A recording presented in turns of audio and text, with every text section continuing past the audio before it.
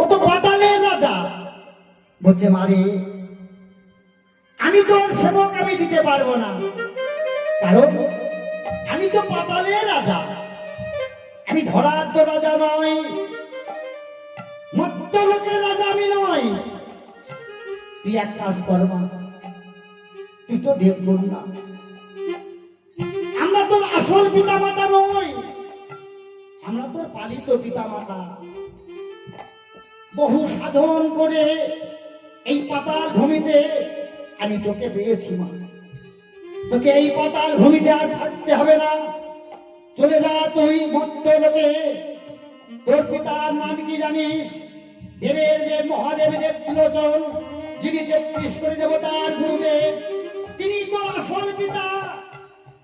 আর তোর মাতা হচ্ছে জগৎ জননী পার্বতী, দুর্গা দেবী তোর বিমাতা, তুই তাদের কাছে জামা।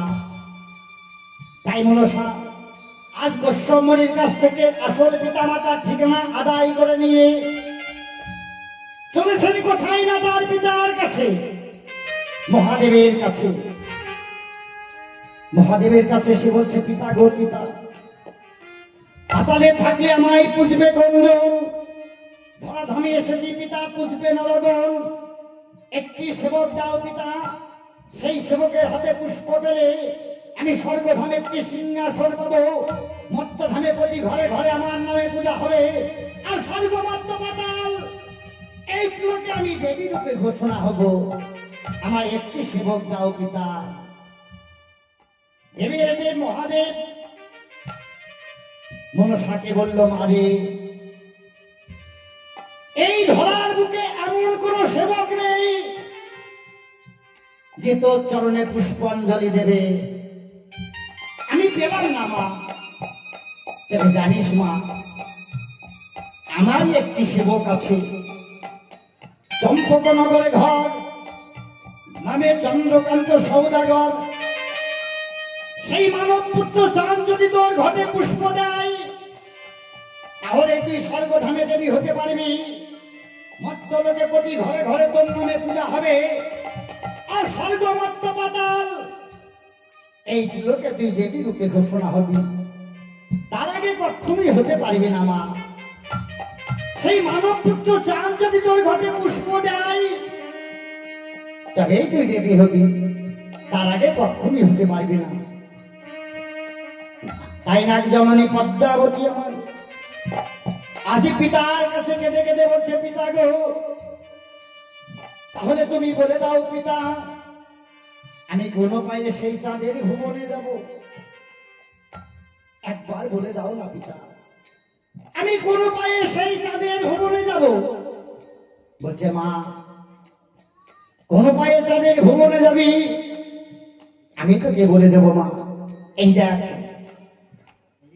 সেই দিন মহাদেব কি করেছিলেন, অষ্টনাগের ঘট মনসার মস্তকে তুলে দিয়েছিলেন, আর বলেছিলেন এই ঘট নিয়ে যাবি চাঁদের ভুবনে, গিয়ে বলবি পাঠাইল পিতা মোরে, একটি পুষ্প দিয়ে সুখী করো মোরে। চাঁদ আমায় বড় ভালোবাসে, চাঁদ আমার চরণে পুষ্পাঞ্জলি না দিয়ে সে যে জল গ্রহণ করে না, আর আমার কথা বললে নিশ্চয় চাঁদ তোকে ফিরাবে না, তোর ঘটে পুষ্প দেবে। হরিবল হরিবল। তাই আজ নাগে জননী পদ্মাবতী